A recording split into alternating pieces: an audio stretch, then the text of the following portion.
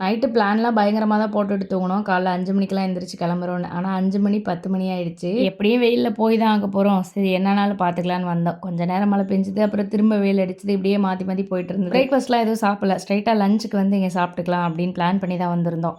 புத்தூர்ல இந்த ஹோட்டல் ரொம்பவே ஃபேமஸ். யூடியூப்ல நெறைய ரிவ்யூஸ் பார்த்துருக்கேன். இங்க அவங்க கிட்ட ப்ரான் ஃப்ரை வந்து நல்லா இருக்கும்னு. நல்லா இருந்துச்சு. பட் பிரைஸ் தான் கொஞ்சம் எக்ஸ்ட்ரா இருந்த மாரி இருந்தது. வர வழியில இந்த மயில் பார்த்தோம். அழகா தோகையெல்லாம் விரிச்சு ஆடிட்டு இருந்தது. அவ்வளோ அழகா இருந்தது பார்க்கறதுக்கு.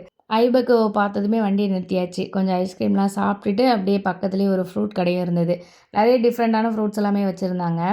அந்த குட்டி பலாப்பழம் மாரி இருக்குல்ல, அந்த ஃப்ரூட் பேர் என்ன அப்படின்னு சொல்லி யாராவது தெரிஞ்சதுன்னா சொல்லுங்க. வரும்போது அங்கங்க அப்படியே ரெஸ்ட் எடுத்துட்டே தான் வந்துட்டுருந்தோம். இந்த பாலம் வந்து பார்த்துருந்தோம். தண்ணி அழகா ப்ளூ கலர்ல இருந்தது. இந்த சைடு பார்த்தீங்கன்னா, அப்பதான் சன்செட் ஆயிட்டு இருந்தது. அதுவும் இல்லாம அந்த பாலத்தில ட்ரெயின் போயிட்டு இருந்தது. பார்க்கறதுக்கே அவ்வளோ சூப்பரா இருந்தது. மார்னிங் 10:00 கிளம்புனோம். ஆனா வீட்டுக்கு வரதுக்கு ஈவினிங் 6:00 ஆயிடுச்சு.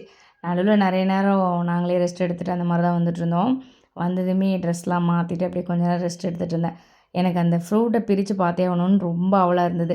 அதனால வந்ததுமே ஃபர்ஸ்ட்டு வேலையா அத ஓப்பன் பண்ணி தான் பார்த்தேன். அது பார்க்கறதுக்கு அப்படியே குட்டி பலாப்பழம் மாரியே இருந்தது. உள்ளேயும் வந்து அந்த சொல பார்த்தீங்கன்னா, பலாசொல மாரி தான் இருந்தது. டேஸ்ட்டும் அப்படியே தான் இருக்குன்னு பார்த்து எடுத்து சாப்பிட்டா ஒரே புளிப்பா இருந்தது. இது கூடவே இன்னொரு பழம் வாங்கிட்டு வந்தேன். அது நெக்ஸ்ட் விலாக்ல ஷேர் பண்றேன்.